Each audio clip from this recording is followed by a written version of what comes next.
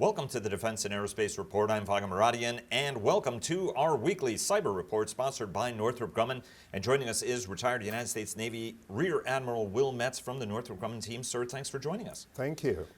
So let's talk about cyber proficiency. You know, when you look at almost every other area, warfighting area, you know, naval aviators count the number of traps they do, submariners drive on a whole bunch of evolutions they're doing at sea, and the same with surface warriors. So we have a very, very defined curriculum and what constitutes proficiency in those segments.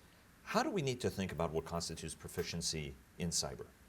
Well, actually, proficiency in cyber warfare is actually not much different than proficiency in other warfighting domains.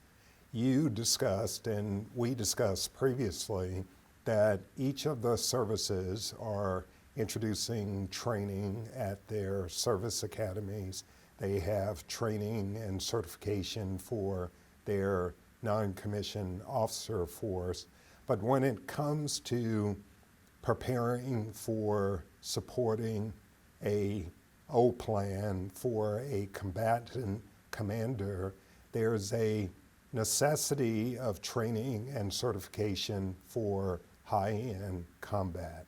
And that is the opportunity for both U.S. Cyber Command and each of the service components, Army, Navy, Air Force, Marine Corps, and Coast Guard. And how do you think all of those need to connect to kind of whole of government? Because each one of the military services not only does stuff together, but they're also interacting on a regular basis with other arms of the government that don't nearly have the same kind of approach to standardization and training. Right. I think it is necessary that as an individual progresses in their career, I would characterize it as basic, intermediate, advanced training and certification. So basic training would be if you are an operator assigned to the cyber mission force, you have the education and certification that is necessary to execute tasking as directed. I would refer to that as basic. Intermediate is when you have the degree of proficiency to plan, organize, and execute those operations at what would be characterized as the tactical operational level. Speaking to advance, as you understand, the Department of Defense is one element of national power.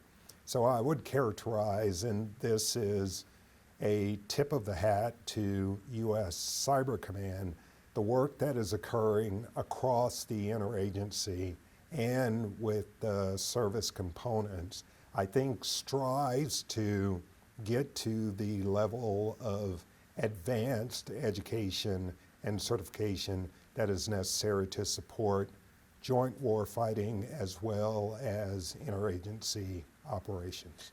Just briefly, to look at both proficiency and the size of the community, reports show that the cyber community has to grow by 145% to meet global demand. Do the military services have enough, not only proficient people, but enough of those proficient people for all the jobs that they've got to do across the force? Well, I think it's important to highlight that the growth of talent is a national issue as well as a Department of Defense issue.